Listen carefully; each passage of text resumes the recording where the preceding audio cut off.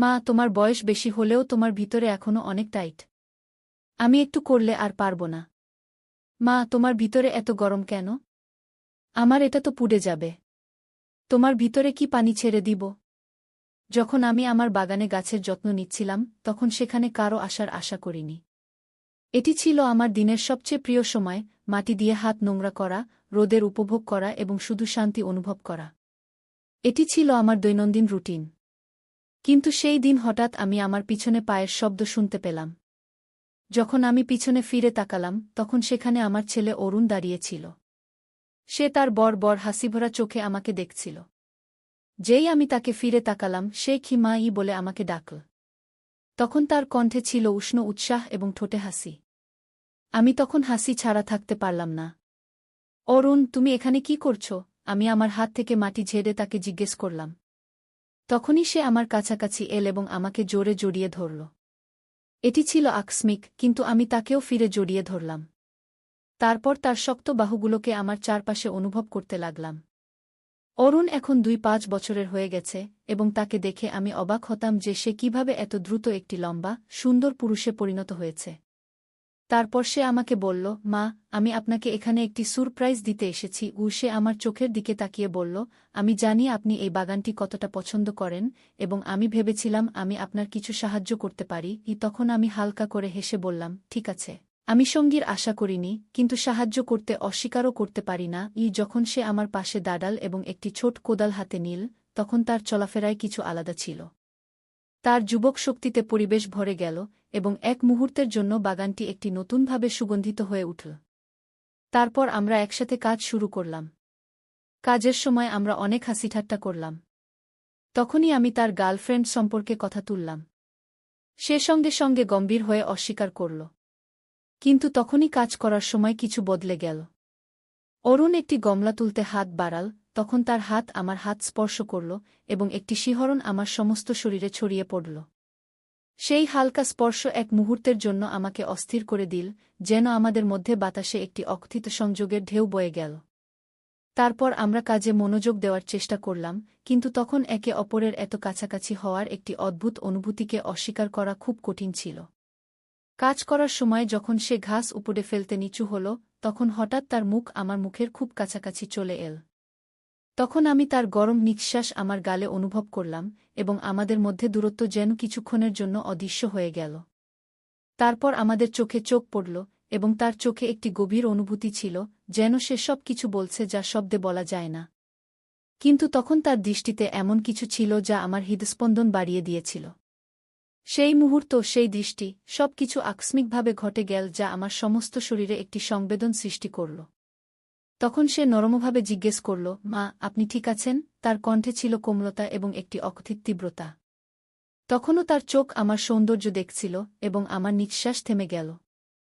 আমার কণ্ঠ কাঁপছিল এবং আমি আমার সংযম বজায় রাখার চেষ্টা করে উত্তর দিলাম, আমি ঠিক আছি, বেটা। তারপর আমি আমার ঠোঁটে হাসি আনার চেষ্টা করলাম, কিন্তু এখন আমাদের মধ্যে পরিবেশ সম্পূর্ণ বদলে গেছে। এখন প্রতিবার যখন আমি তার দিকে তাকাতাম আমি তাকে আমাকে দেখতে পেতাম। তার দৃষ্টি আমার বুকের মধ্যে একটি হালকা আকাঙ্ক্ষা জাগিয়ে তুলছিল। তারপর যত আমরা এগিয়ে যেতে লাগলাম পরিবেশে একটি অদ্ভুত অস্থিরতা ভরে গেল। এখন অরুণের স্বাভাবিক এবং চঞ্চল স্বভাব কিছুটা বেশি গম্ভীর এবং আবেগপ্রবণ হয়ে গেছে। তখন সে দাঁড়াল এবং তার বাহু প্রসারিত করে আংটি নিতে লাগল, যা আমাকে তার বাবুর একটি ঝলক দেখাল। তখন আমার দৃষ্টি বাবুর উপর আটকে গেল এবং আমার হৃদস্পন্দন বেড়ে গেল। তখন অরুণ বলল, মা, তুমি জানো গো? তার কণ্ঠ ছিল নরম এবং অন্তরঙ্গ। সে বলল, আমি সবসময় বিশ্বাস করি যে তুমি পৃথিবীর সবচেয়ে সুন্দর নারী, কারণ তোমার চেয়ে সুন্দর নারী আমি আজ পর্যন্ত দেখিনি। তার শব্দগুলি শুধু প্রশংসার চেয়ে বেশি একটি স্বীকারোক্তি ছিল, যা আমাকে ভাবতে বাধ্য করল। এর আগে যে আমি কিছু বলতে পারি সে আরও কাছে চলে এল। তারপর তার হাত আমাকে আলতো করে জড়িয়ে ধরার জন্য এগিয়ে এল। তার আঙুলগুলি আমার হাতের উপর একটি রেখা তৈরি করতে লাগল, যেখানেই সে স্পর্শ করল সেখানে একটি শিহরণ ছড়িয়ে পড়ল। তখন আমি তার উষ্ণতা আমার শরীরে অনুভব করতে পারছিলাম এবং তখন পৃথিবী আমাদের জন্য ছোট হয়ে গেল। তারপর একটি কোমল স্পর্শের সাথে সে আমার কানের পিছনে তার গরম নিঃশ্বাস ছড়িয়ে দিতে লাগল। তার আঙুলগুলি আমার গাল স্পর্শ করে সেখানেই থেমে গেল, এবং তখন আমি একটি তীব্র আকাঙ্ক্ষা অনুভব করছিলাম যা আমাকে একই সাথে রোমাঞ্চিত এবং ভীত করছিল। যখন সে আমার ভিতরের অস্থিরতা অনুভব করল, সে নিচু হয়ে গেল। তারপর তার ঠোঁট আস্তে আমার ঠোঁট স্পর্শ করল।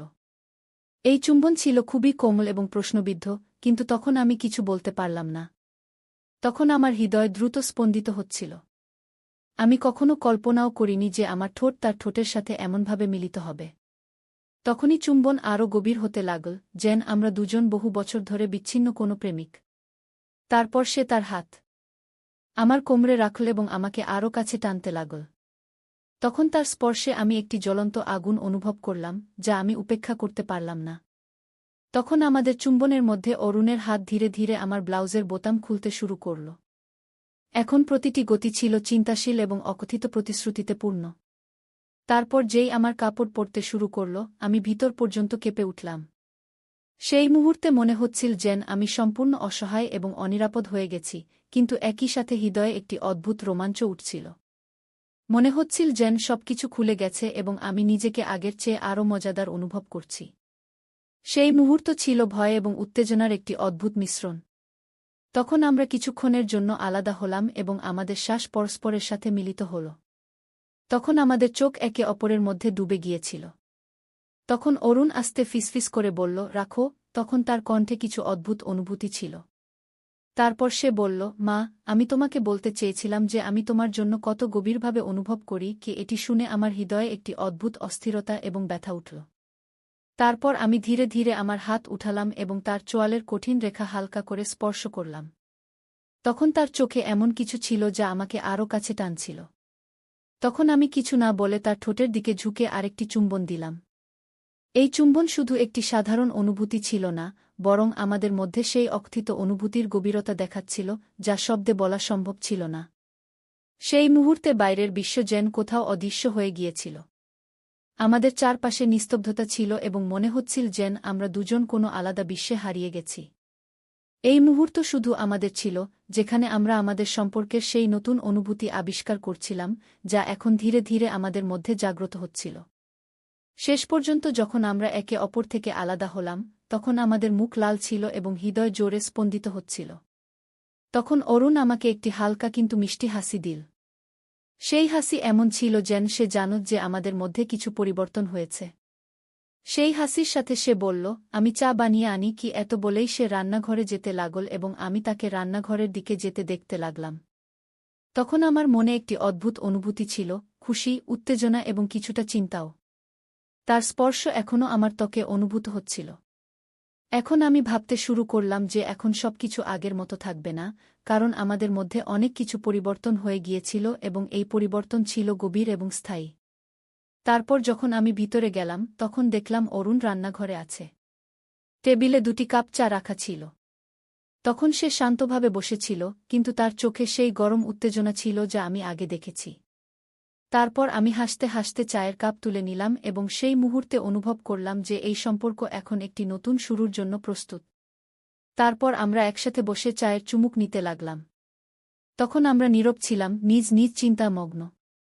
আমি এই নতুন শুরু নিয়ে ভাবতে লাগলাম যে আমি কি এটির মুখোমুখি হওয়ার জন্য প্রস্তুত। তখন অরুণও কিছু ভাবছিল। আমরা চায়ের চুমুক নিতে নিতে বসেছিলাম, কিন্তু তখন আমাদের মধ্যে নীরবতা অস্বস্তিকর ছিল না, বরং এটি অকথিত শব্দে পূর্ণ ছিল। আমি আমার দৃষ্টি টেবিলে রেখে দিলাম এবং অকারণে চা নাড়তে নাড়তে আমার ভিতরে উঠতে থাকা অদ্ভুত অনুভূতিগুলো বোঝার চেষ্টা করছিলাম। তখন অরুণ আমার সামনেই বসেছিল। সে খুবই স্বাচ্ছন্দ্যে মনে হচ্ছিল, খুবই স্বাচ্ছন্দ্যে, এই সব কিছুর পর যা এইমাত্র ঘটেছিল। তবুও তার দৃষ্টি আমার উপর ছিল এবং আমি তার উপস্থিতি আমার ত্বকে একটি গরম স্পর্শের মতো অনুভব করতে পারতাম। তখন সে আস্তে বলল, মা। তখন তার কণ্ঠ নীরবতা ভেঙে দিল। তারপর সে বলল, আজ আপনি আলাদা লাগছেন। আপনি ঠিক তো আছেন? তখন আমি তার দিকে তাকালাম। তারপর আমার এবং তার দৃষ্টি মিলিত হল। তখন তার চোখে চিন্তা ছিল, কিন্তু কিছু আরও ছিল, কিছু এমন যা আমার হৃদস্পন্দন বাড়িয়ে দিল। আমি এমন অনুভূতির সাথে অভ্যস্ত ছিলাম না, বিশেষ করে অরুণের আশেপাশে। কিন্তু আমি আমাদের মধ্যে কি যখন সে সুযোগ দিচ্ছিল, তখন আমার মনের এক অংশ চাইছিল যে সবকিছু আগের মতোই থাকুক এবং আমি এই বিষয়গুলো উপেক্ষা করে যাই। কিন্তু আমার ভেতরের আরেক অংশ, যে ইতিমধ্যে সেই মুহূর্তের গভীরতা অনুভব করেছিল, সে জানতে চাইছিল যে সামনে কি হতে চলেছে। আমি বুঝতে পারছি, অরুণ। আমি ধীরে ধীরে বললাম, তখন আমার কণ্ঠ এতই নিচু ছিল যে মনে হচ্ছিল আমি নিজের সঙ্গে কথা বলছি। কিন্তু কিছু কথা সরাসরি বলা সহজ হয় না। তখন সে কিছুই বলল না, শুধু তার গভীর দৃষ্টিতে আমাকে দেখতে থাকল। হঠাৎ কিছু না বলেই সে উঠে দাঁড়াল এবং টেবিলের চারপাশে ঘুরে আমার পাশে এসে দাঁড়াল। তখন সে এত কাছে ছিল যে আমি তার উষ্ণতা অনুভব করতে পারছিলাম। আমার শ্বাস যেন থেমে গেল। এখন আমাদের কিছু বলার প্রয়োজন নেই, সে ধীরে ধীরে বলল। তারপর সে তার হাত হালকাভাবে আমার কাঁধে রাখল। আমি তার দিকে তাকালাম এবং আমার হৃদয় দ্রুত স্পন্দিত হতে লাগল। তার স্পর্শ কোমল ছিল, কিন্তু তাতে এক অদ্ভুত গভীরতা ছিল। আমি জানতাম যে আমাকে পিছিয়ে যাওয়া উচিত, কিন্তু আমি জানি না কেন আমি তার দিকে আকৃষ্ট হচ্ছিলাম। তখন তার স্পর্শ আমাকে এক ধরনের শান্তির মতো লাগছিল। অরুণ, তখন আমি বলতে শুরু করলাম, কিন্তু আমার কথা থেমে গেল। ঠিক তখনই সে নুয়ে পড়ল এবং আমার কপালে একটি হালকা চুম্বন দিল। তারপর সে ফিসফিস করে বলল, সব ঠিক আছে, মা। তার ঠোঁট এক মুহূর্তের জন্য থেমে গেল, তারপর সে কিছুটা পিছিয়ে গেল। কিছুক্ষণ ভেবেই সে বলল, মা, আমি তোমাকে ছেড়ে কোথাও যাব না। তার কণ্ঠে এত কোমলতা ছিল যে আমার হৃদয় যেন এক অদ্ভুত শান্তি পেল। যখন অরুণ আমার কাঁধে হাত রাখল এবং বলল, সম্ভবত এখন আমাদের কথা বলার প্রয়োজন নেই, তখন আমি নিজেকে থামাতে পারলাম না। সে তখন তাড়াহুড়ো করছিল না, শুধু আমার সঙ্গে ছিল, আমার প্রতিক্রিয়ার অপেক্ষায় ছিল। এবং যতই আমি এটা থামানোর চেষ্টা করছিলাম, ততই আমি আমাদের মধ্যে আকর্ষণকে অস্বীকার করতে পারছিলাম না। তখন আমি অরুণের সঙ্গে নিরাপদ বোধ করছিলাম, কিন্তু এখন এটা তার চেয়ে অনেক বেশি হয়ে উঠছিল। এখন আমাদের মধ্যে কিছু উন্মোচিত হচ্ছিল, এমন কিছু যা আমাদের নির্ধারিত সীমানা অতিক্রম করেছিল। অরুণ, আমাকে না। আমি ফিসফিস করে বললাম। এর আগে যে আমি পুরো কথা বলতে পারি, সে ধীরে ধীরে আমার গাল ধরে আমার মুখ তার দিকে ঘুরিয়ে নিল। তারপর সে ধীরে ধীরে বলল, মা, তোমার কিছু বলার প্রয়োজন নেই, শুধু আমাকে এখানে তোমার সঙ্গে থাকতে দাও। তখনও আমার হৃদয় দ্রুত স্পন্দিত হচ্ছিল। যখন আমি তার চোখের দিকে তাকালাম, তখন তার দৃষ্টিতে এক আকাঙ্ক্ষা দেখে আমি স্বস্তি পেলাম, আবার ভয়ও পেলাম। আমি জানতাম না কি করতে হবে, এই অনুভূতিকে কিভাবে বুঝব যা আমার ভেতর উথালপাথাল করছিল। কিন্তু সেই মুহূর্তে তার হাত আমার গালে এবং তার চোখ আমার চোখের দিকে তাকিয়েছিল, তখন আমি পিছিয়ে যেতে চাইছিলাম না। ধীরে ধীরে সে আবার নুয়ে পড়ল এবং আমার গালে একটি হালকা চুম্বন দিল। এটা তার দিক থেকে একটি ইঙ্গিত ছিল যা খুবই কোমল, কিন্তু এটা আমার মেরুদণ্ডে একটি শিহরণ ছড়িয়ে দিল। তারপর আমি আমার চোখ বন্ধ করলাম, তার ঠোঁটের উষ্ণতা আমার ত্বকে অনুভব করতে করতে, এবং এক মুহূর্তের জন্য বাকি সবকিছু ভুলে গেলাম। এখন সবকিছু যেন ঝাপসা হয়ে যাচ্ছিল। কিছুক্ষণ পরে যখন সে পিছিয়ে গেল, তখন আমি আমার চোখ খুললাম এবং তাকে আমাকে দেখতে পেলাম। তার মুখ খুবই কোমল এবং শান্ত দেখাচ্ছিল। আমি শুধু তোমার খেয়াল রাখতে চাই, সে ধীর কণ্ঠে বলল, এটুকুই। তারপর আমি গভীর শ্বাস নিলাম, কিন্তু আমার গলায় যেন কিছু আটকে গেছে বলে মনে হচ্ছিল। এটা আমার জন্য একদম নতুন ছিল এবং কিছুটা ভীতিকর, কিন্তু আমার ভেতর কোথাও না কোথাও এই সংযোগ অনুভব করার ইচ্ছাও ছিল।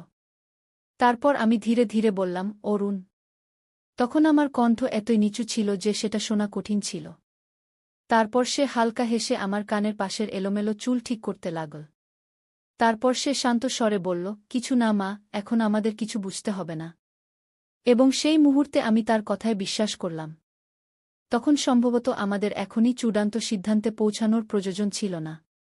সম্ভবত এটাই ঠিক ছিল যে আমরা শুধু এখানে একসঙ্গে থাকি এবং জিনিসগুলো নিজে নিজে সাজিয়ে নিই। আমরা দুজন কিছুক্ষণের জন্য নিঃশব্দে বসে রইলাম, কিন্তু আমাদের মধ্যে টান এখনও অব্যাহত ছিল, তবে এখন সেটা হালকা এবং সহনীয় মনে হচ্ছিল। তখন অরুণ আমাকে আর কিছু জিজ্ঞাসা করল না এবং এর জন্য আমি মনে মনে তার কৃতজ্ঞ ছিলাম। সে আমাকে ভাবতে এবং বুঝতে সময় দিয়েছিল। কিছুক্ষণ পরে সে উঠে দাঁড়াল এবং কিছুটা টানাটানি করে বলল, তখন তার সেই পুরনো দুষ্টুমিভরা হাসি ফিরে এসেছিল। ঠিক আছে মা। তারপর সে চোখ টিপে বলল, কেমন হবে যদি আজ আমি আমাদের জন্য রান্না করি? তখন আমি তার কথায় হালকা হেসে ফেললাম। তারপর আমি বললাম, এটা তো খুব ভালো হবে। এবং তখন সত্যিই আমি কিছুটা স্বস্তি বোধ করছিলাম। তারপর সে রান্নাঘরের দিকে চলে গেল এবং আমি উঠে ঘরের দিকে গেলাম এবং শুয়ে পড়লাম। কিন্তু আমিও তখন বুঝতে পারিনি যে আমাদের মধ্যে কি চলছিল বা ভবিষ্যতে কি হবে, কিন্তু তখন আমি ধীরে ধীরে জিনিসগুলো সামলানোর জন্য প্রস্তুত ছিলাম। যা কিছু হোক, যেভাবেই হোক, আমরা একসাথে এটি সমাধান করব। এখন আমি আমার ঘরে ছিলাম, কিন্তু আমার মনে তখনও ধারণাগুলোর ঝড় বয়ে যাচ্ছিল। কিছুক্ষণ আগে যা ঘটেছিল তা সব মনে পড়ছিল। প্রতিবার যখন সে আমাকে সেইভাবে দেখত বা কিছু ছুঁয়ে যেত, তখন মনে হতো যেন আমার হৃদয়ে কিছুটা নাড়াচাড়া হচ্ছে। কিছুক্ষণ পর রান্নাঘর থেকে মশলার গন্ধ আসতে শুরু করল। আমি উঠে রান্নাঘরের দরজায় গিয়ে দাঁড়ালাম। তখন অরুণ আমার দিকে তাকাল এবং হেসে বলল, মা, আমি চাই আজকের খাবারটা বিশেষ হোক। কেন? আমি হালকাভাবে জিজ্ঞেস করলাম। কারণ কিছু মুহূর্ত বিশেষ হয়, সে আমাকে দেখে বলল। তখন তার চোখে এমন কিছু ছিল যা আমাকে অদ্ভুতভাবে অস্বস্তি দিচ্ছিল, কিন্তু আমি সেখান থেকে সরে যেতে পারলাম না। তখন খাবার প্রস্তুত হতে হতে সন্ধ্যা হয়ে গেল। আমরা একসাথে টেবিলে বসে খাবার খেলাম। অরুণ প্রতিবার আমার প্লেটে আরও কিছু দেওয়ার চেষ্টা করত, আর আমি প্রতিবার হেসে না বলে দিতাম। এই মুহূর্তটি যতটা সাধারণ মনে হচ্ছিল ততটাই অনন্যও ছিল। খাবারের পর সে আবার রান্নাঘর পরিষ্কার করা শুরু করল। আমি তাকে থামাতে যাচ্ছিলাম, কিন্তু সে ইশারায় না করে দিল। আজ সব আমার দায়িত্ব, সে বলল। এখন রাত হয়ে গিয়েছিল। আমি তাকে বললাম যে সে গিয়ে বিশ্রাম নিক, কিন্তু সে আমার পাশে এসে বসল। তারপর সে একটি গভীর শ্বাস নিয়ে বলল, মা, আমি আপনাকে কখনো এত শান্ত এবং হারিয়ে যাওয়া দেখিনি। আপনি ঠিক আছেন তো? আমি তার দিকে তাকালাম। তার কণ্ঠে চিন্তা ছিল, কিন্তু তার চোখে আরও কিছু ছিল, সম্ভবত জানার কৌতূহল যে আমি কি অনুভব করছি। তখন আমি বললাম, আমি ঠিক আছি, অরুণ। কিন্তু কিছু জিনিস এখনও আমার জন্য অস্পষ্ট। সম্ভবত আমার কিছু সময় প্রয়োজন। তখন অরুণ আমার কথা গুরুত্ব সহকারে শুনল এবং তারপর হালকাভাবে হেসে বলল, সময় নেওয়া ঠিক আছে, কিন্তু মা, আপনি জানেন তো, আমি সবসময় আপনার সাথে আছি। তখন তার কথা আমার হৃদয়ে স্পর্শ করল। তারপর আমি অনুভব করলাম যে এই মুহূর্তে যা কিছু জটিলতা ছিল, তার সমাধান সময় এবং ধৈর্য দিয়ে মিলবে। সেই রাতে যখন আমি ঘুমাতে গেলাম, তখন আমার মন হালকা ছিল। আমি ভেবেছিলাম, আমাদের মধ্যে যা কিছুই হোক না কেন, আমরা এটি সমাধান করব। পরের দিনের সকাল আমাদের জন্য একটি নতুন শুরু ছিল। এখন অরুণের উপস্থিতি আমার জীবনের যে শূন্যতা ছিল তা ধীরে ধীরে পূরণ করতে শুরু করেছিল। তাই বন্ধুরা, এটা ছিল আমাদের আজকের ছোট্ট গল্প। আপনি এই গল্পটি কেমন লাগলো কমেন্ট করে অবশ্যই জানাবেন। আর যদি এই গল্পটি আপনার ভালো লেগে থাকে, তবে এটি লাইক করুন এবং আপনার বন্ধুদের সাথে শেয়ার করুন। এ ধরনের আরও রোমাঞ্চকর গল্পের জন্য আমাদের চ্যানেল সাবস্ক্রাইব করুন এবং বেল আইকন টিপতে ভুলবেন না, যাতে আপনি আমাদের কোনো গল্প মিস না করেন। ধন্যবাদ।